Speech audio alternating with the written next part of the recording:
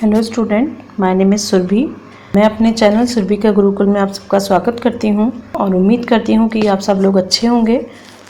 आज मैं अपने वीडियो में आपको 6th क्लास का हिस्ट्री का फर्स्ट चैप्टर पढ़ाऊंगी। और वैसे लोगों का सोचना ऐसा है कि हिस्ट्री एक बोरिंग सब्जेक्ट है, लेकिन मैं अपनी वीडियोज़ में कोशिश करूँगी कि मैं आपको इंटरेस्टिंग बना सकूँ ये सारे चैप्टर्स, और उम्मीद करती हूँ कि आप सबको पसंद आए। तो हम स्टार्ट करते हैं चैप्टर फर्स्ट, जिसका नाम है what, where, how and when. Rashida's question. Rashida sat reading the newspaper. Suddenly her eyes fall on a small headline, 100 years ago. How she wondered, could anyone know what had happened so many years ago? अब रशीदा का एक question था। ऐसे ही वो बैठी हुई newspaper पढ़ रही थी, एकदम से उसकी आइज़ जो थी वो एक हेडलाइन पर गईं, जिस पर लिखा हुआ था 100 years ago। तब उसने सोचा कि इतने सालों पहले की बातें लोग कैसे जान सकते हैं। तो ऐसा बहुत बार आपके साथ भी हुआ होगा, सभी के साथ होता है कि या तो हम न्यूज़पेपर पढ़ते हैं या कुछ चीज़ें देखते हैं टीवी में, या कहीं घूमने जाते हैं, तब हमको बहुत सारी चीज़ें ऐसी दिखती हैं जो पुरानी हैं। तो हम भी ऐसे ही सोचते हैं कि ये इन सब के बारे में कैसे हम जानते हैं या लोगों ने पता लगाया होगा। तो वही हम आगे देखेंगे इस चैप्टर में। तो फर्स्ट टॉपिक है finding out what happen. Yesterday, you could listen to the radio, watch television, read a newspaper. Last year, ask somebody who remembers. But what about long ago? Let us see how it can be done. अब कैसे पता करें कि बहुत सालों पहले क्या हुआ होगा, कल क्या हुआ, यह आप जान सकते हैं जैसे आप न्यूज़पेपर से या रेडियो से या फिर टेलीविज़न से। और लास्ट ईयर क्या हुआ ये भी आप जान सकते हैं, जैसे लास्ट ईयर आप 5th क्लास में थे और अभी आप 6th क्लास में हैं, और 5th क्लास की बहुत सारी चीज़ें आपको याद होंगी। और अगर आपको याद नहीं है तो आपके जो कुछ फ्रेंड्स हैं, टीचर्स हैं, उनको याद होंगी, तो आप किसी से पूछ भी सकते हैं। बट बहुत सालों पहले या लाखों साल पहले क्या हुआ वो आपको कैसे पता है। तो जानते हैं हम आगे, what can be know about the past. अब हम पास्ट के बारे में या उस टाइम के जो लोग थे उनके बारे में कैसे जान सकते हैं। So there are several things we can find out: what people eat, the kinds of clothes they wore, the houses in which they lived. We can find about the lives of hunter, herders, farmers, rulers, merchants, priest, craft person, artists, musician and scientists. We can also find about the games of children played, the stories they heard, the plays they saw, the songs they sang. अब हम बहुत सारी चीज़ों के बारे में जान सकते हैं जो पास्ट के बारे में, जैसे जो उस टाइम के जो लोग थे उनकी ईटिंग हैबिट्स क्या थी, या वो कैसे घरों में रहा करते थे, या वो कैसे कपड़े पहना करते थे। और उस टाइम के जो लोग थे, मतलब अलग अलग जो लोग थे, जैसे फार्मर हुए, साइंटिस्ट हुए, या म्यूजिशियन हुए, या आर्टिस्ट हुए, उन लोगों के लाइफ स्टाइल के बारे में भी हम जान सकते हैं। और उस टाइम के जो बच्चे थे वो कौन से गेम्स खेला करते थे, या कौन सी स्टोरीज सुना करते थे, कौन से सॉन्ग्स गाया करते थे, ये भी हम जान सकते हैं। क्वेश्चन आता है कि लोग रहते कहाँ थे पहले, वेयर डिड पीपल लिव। क्योंकि जैसे आज लोग घरों में रहते हैं, उनके पास घर हैं, शहर गांव में बसे हुए हैं, लेकिन पहले के ज़माने में ना तो शहर थे और ना ही गांव थे और ना ही घर हुआ करते थे। तो लोग रहते कहाँ थे। तो finding the river Narmada on map first, pupils have lived along the banks of this river for several 100,000 years. Some of the earliest pupils who lived here were skills gatherer, that is, pupils who gathered their food. They know about the vast wealth of plants in the surrounding forest and collected roots, fruits and other forest produce for their food. They also hunted animals. अब जो लोग थे, पहले के जो लोग थे वो रिवर्स के आसपास में ही रहा करते थे, क्योंकि उस टाइम पे ना तो शहर थे ना ही गांव थे, तो मोस्टली जंगल होता था। तो लोग रिवर्स के आसपास या जंगलों के आसपास ही रहा करते थे। और जंगल के आसपास रहने से उनके पास दो चीज़ें थी। जंगल के आसपास रहने के उनके दो रीज़न थे, क्योंकि वहाँ से उनको पानी भी इजीली मिल जाता था रिवर के कारण, और वहाँ से वो अपना खाना भी कलेक्ट कर सकते थे। जैसे वो अपना खाना प्लांट से लेते थे, क्योंकि प्लांट्स से उनको फ्रूट्स मिल जाते थे, फ्लावर्स मिल जाते थे, रूट्स मिल जाती थी, और वहाँ से वो एनिमल्स को भी हंट कर कर, मतलब शिकार कर कर खा लिया करते थे। Now find the Suleiman and the Kirtar Hills to the northwest. Some of the areas where women and men first began to grow crops such as wheat and barley about 8,000 years ago are located here. People also began rearing animals like sheep, goat and cattle and lived in village. Locate the Garo Hills to the northwest and the Vindhya in central India. These were some of the other areas. Agriculture developed the place where first grown are to the north of Vindhya.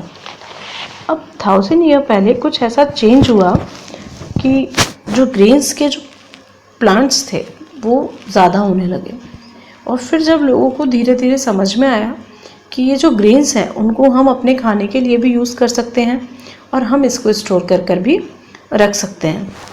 तो 8000 year पहले सुलेमान और Kirthar hills जो कि north west में थी और जो आज के टाइम पर पाकिस्तान और अफ़गानिस्तान बॉर्डर के पास है, तो वहाँ पे सबसे पहले चावल और जौ की खेती करना स्टार्ट की और फिर वहाँ के जो लोग थे उन्होंने धीरे धीरे एनिमल्स को पालना स्टार्ट किया, क्योंकि वो एनिमल्स को इसलिए पाला करते थे क्योंकि उनको उनसे मिल्क, मीट या उनकी स्किन ये सारी चीज़ें मिलती थी और जो लोग थे वहाँ के वो गांव में रहा करते थे। अब विंध्या जो था वो सबसे पहली ऐसी जगह था जहाँ पर राइस की खेती की गई थी और वो इंडिया के सेंट्रल में प्रेजेंट था, जो कि आज महाराष्ट्र और एमपी के बॉर्डर के पास में प्रेजेंट है। और अब लोगों ने धीरे धीरे क्या किया,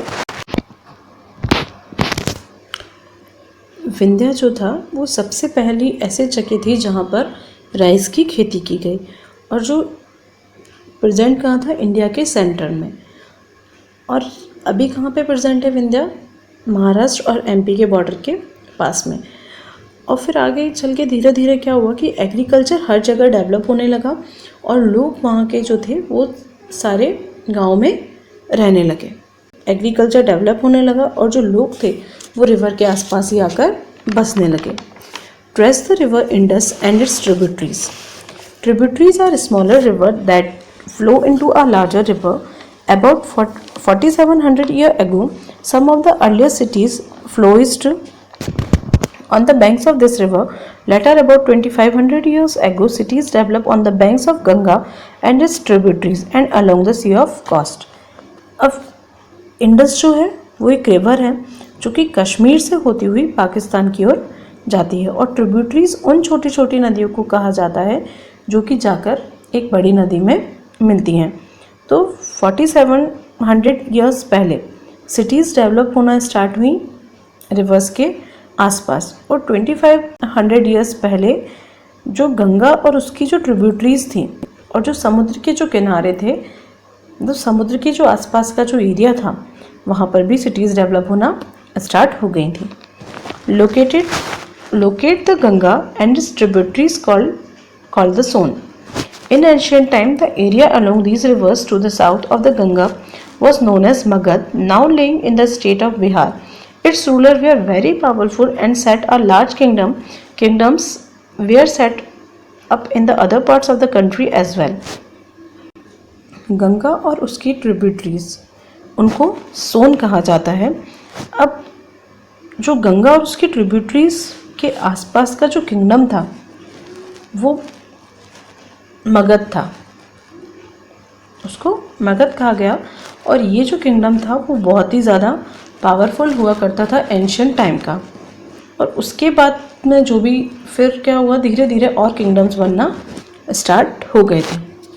Throughout peoples traveled from one part of the subcontinent to the others.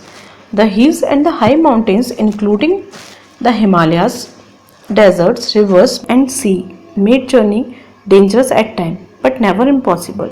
So men and women moved search from livelihood, as also to escape from natural disasters like floods and drought. Sometimes men merged in armies, conquering others' land beside merchants, trouble caravan or ships carrying valuable goods from place to place, and religious teachers worked from village to village, town to town, stopping the offer instructions and advice on the way. Finally, some of the pupils, perhaps troubles driven by a spirit of adventure, waiting to discover new or existing place, all these led to the sharing of ideas between pupils. अब बहुत सालों से ही लोग एक जगह से दूसरी जगह ट्रैवल करते रहे और ऐसा ही नहीं कि लोग सिर्फ सब कॉन्टिनेंट में ही ट्रैवल कर रहे हैं, बल्कि लोग एक कॉन्टिनेंट से दूसरी कॉन्टिनेंट में भी ट्रैवल कर रहे हैं, क्योंकि वो अपने रहने के लिए उनको एक जगह से दूसरी जगह ट्रैवल करना पड़ता है, क्योंकि कुछ नेचुरल डिज़ास्टर्स हो जाते हैं, जैसे कभी बाढ़ आ गई, कभी तूफान आ गया, तो इस कारण से उनको एक जगह से दूसरी जगह ट्रैवल करना पड़ता है। जो आर्मीज़ होती हैं वो भी एक जगह से दूसरी जगह ट्रैवल करती हैं, स्टेट टू स्टेट, दूसरे स्टेट में जाती हैं, इसीलिए क्योंकि वो क्या करते हैं, जब वो लड़ाई करते हैं तो वो जो दूसरी स्टेट को अपने स्टेट में मर्ज कर लेते हैं, जिससे कि जो उनकी स्टेट है वो ज़्यादा पावरफुल बन सके। और जो मर्चेंट्स हैं वो भी एक जगह से दूसरी जगह ट्रैवल करते हैं फॉर ट्रेंड, मतलब अपने ट्रेंड के लिए, मतलब अपना जो व्यापार है उसको बढ़ाने के लिए वो एक जगह से दूसरी जगह ट्रैवल करते हैं।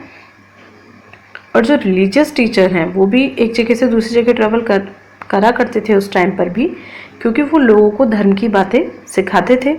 और कुछ जो लोग थे वो अपने एडवेंचर के लिए, मतलब उनको घूमना फिरना पसंद है, चीज़ें देखना पसंद है, तो वो अपने एडवेंचर के लिए एक जगह से दूसरी जगह जाया करते थे। Why do peoples travels nowadays? अब लोग क्यों ट्रैवल करते हैं? Look at the map 1. Once more, hills, mountain and sea form the natural frontiers of the subcontinents. While it was difficult to cross the frontiers, those who wanted could and did scale the mountains and cross the sea. Pupils from across the frontiers also came into the subcontinent and settled here.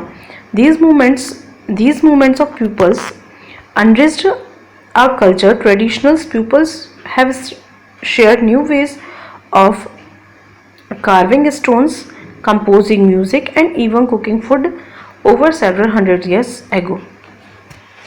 जो लोग हैं वो सी, mountains और hills एक जगह से दूसरी जगह जाते रहे और ये बहुत डिफ़िकल्ट था, पर लोग तब भी ऐसा करते थे और वहाँ पे लोग सेटल भी हुए। और ऐसा ही नहीं, जब आप एक जगह से दूसरी जगह सेटल होते हैं तो आपके साथ ऐसा नहीं कि सिर्फ आप ही जा रहे हैं, आपके साथ बहुत सारी चीज़ें जाती हैं, जैसे जो आपका कल्चर है, मतलब जो आपका धर्म है या जो आप चीज़ें जानते हैं वो, और जिस शहर से, जिस सिटी से आप आए हैं उसमें क्या होता है या कौन सा ट्रेडिशनल फॉलो किया जाता है, या वहाँ पे जो कारीगरी है वो कैसी की जाती है, और वहाँ पर खाना कैसा बनाया जाता है। तो जब आप एक जगह से दूसरी जगह ट्रैवल करते हैं तो आपके साथ बहुत सारी चीज़ें जाती हैं। तो ऐसे ही हमेशा से लोग एक जगह से दूसरी जगह ट्रैवल करते रहे और उनके साथ ये सारी चीज़ें भी जाती रही हैं। Names of the land. Two of the words we often use for our country, India and Bharat. The word India comes from the Indus and the Sindhu in Sanskrit. Find Iran and the Greece in your atlas. The Iranis and the Greeks who came through the northwest about 2500 years ago and were familiar with the Indus, called in the Hindus and Indos, and the land to the east of the river was called India. The name of Bharat was used to the group of peoples who lived in the northwest and who are mentioned in the Rig Veda. The earliest composition in Sanskrit dated to about 3500 years ago. Later it was used for the country. अब जो तो India का जो name है वो निकल कर आया है इंडस रिवर से। इंडस रिवर को संस्कृत में कहा जाता है सिंधु नदी।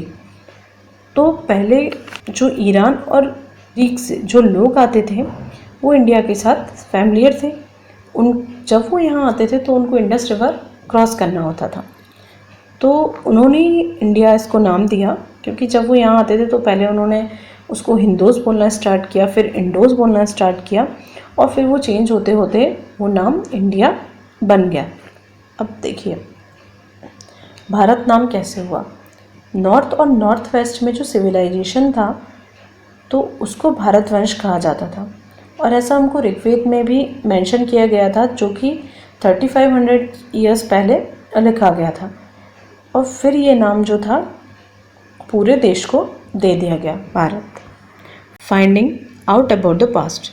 There are several ways to finding out about the past. One is to search for the read books were written long ago. These are called manuscripts because they were written by hand. These comes from the Latin words manu. Manu mean hand. These were usually written on palm leaves on a specially prepared bark of a tree known as a birch, which grows in the Himalayas. Over the year, many manuscripts were eaten away by insects, some were destroyed, but many have survived, often preserved in temples and monasteries. These books dealt with all kinds of subjects, beliefs and practice. The lives of king, medicine and science. Besides, there were epics, poem, plays. Many of these were written in Sanskrit, others were in Prakritic language used by the ordinary people and Tamil. अब जो past है को कैसे मालूम हो सकता है, तो बहुत सारे तरीके हैं पास्ट के बारे में जानने के लिए। जैसे हम उस टाइम पर जो भी बुक्स लिखी गई उनसे पता कर सकते हैं, और हाथ से लिखी गई हुई बुक्स को हम मैन्यूस्क्रिप्ट्स कहते हैं, क्योंकि मैन्यू जो वर्ड है वो एक लैटिन वर्ड है जिसका मीनिंग है हाथ, और जो लिखी जाती थी वो बुक्स किस पर, पाम लीव्स पर। और इसमें बताया गया है कि बिर्च मीनिंग क्या होगा। सबसे पहले आपके मन में आएगा कि ये जो बिर्च है उसका मीन क्या होता है। तो बिर्च एक स्मूथ सा ट्री होता है, और बार्क जो है, बार्क मतलब उसकी छाल को बोला जाता है, जो ट्री की जो वुड है उसको। और कुछ बुक्स ऐसी भी लिखी गई हैं कि बार्च के पेड़ पर लिखी गई थी, और ये कहाँ पे मिलते हैं हमको, हिमालयाज़ में। और बहुत सारी बुक्स लिखी गई, और ऐसा हुआ कि कुछ बुक्स कीड़ों ने खा ली, कुछ बेकार हो गई। और अभी भी बहुत सारी ऐसी बुक्स हैं जो हमको टेंपल में या जो ऋषि मुनि होते हैं उनके पास हमको मिल जाती हैं। अब बात आती है कि उन बुक्स में आखिर लिखा क्या होगा। तो उन बुक्स में जो लिखा होता है वो ये है, या तो वो आपको किसी किंग के बारे में बताते हैं कि उस टाइम पर कौन सा शासन रहा होगा, या वो राजा कैसा रहा होगा, या उस टाइम पे कौन सा धर्म चलता होगा, या उस टाइम पे कैसी मेडिसिन होंगी, या साइंस में क्या क्या लिखा हुआ होगा। और जो उस टाइम की जो बुक्स थी वो मेनली संस्कृत, पाली और तमिल में ही लिखी जाती थी। We can also study inscriptions. These were written on relatively hard surface such as a stone or metal. Sometimes king got their orders inscribed so that pupils could see, read and obey them. There are other kinds of inscriptions as well, where men and women including kings and queens recorded what they did. For example, king often kept records of victories in battle. अब देखिए inscriptions क्या होते हैं। Manuscripts हमने पढ़ लिया है, अब इंस्क्रिप्शंस के बारे में थोड़ा जानते हैं कि इंस्क्रिप्शन जो है वो एक हार्ड सरफेस पर लिखा जाता है, स्टोन से, स्टोन या किसी मेटल से। और इसमें भी बहुत सारी चीज़ें लिखी गई हैं, जैसे राजा जो थे, मतलब जो उन्होंने जैसे कोई लड़ाई लड़ी हो, या वो उसको जीते हों, या कोई ऐसी स्टोरी जो उनको लोगों को बतानी हो, या कोई ऐसी ऑर्डर जो उनको लोगों को हमेशा के लिए फॉलो करवाना हो, तो वो उनको स्टोन पर मेटल से या स्टोन से लिखवाते थे, जिससे कि जो लोग हैं उनके उसको बाद में भी पढ़ सकें। तो आज चैप्टर का फर्स्ट पार्ट हम यहीं पे फिनिश करते हैं। मिलेंगे इस चैप्टर के सेकंड पार्ट में, जो कि मैं जल्दी लेकर आऊँगी, और इसका जो लिंक है वो मैं डिस्क्रिप्शन बॉक्स में ऐड कर दूँगी। और अगर आपको कोई डाउट है या आप कुछ पूछना चाहते हैं तो आप कमेंट बॉक्स में कमेंट कर सकते हैं। Thank you.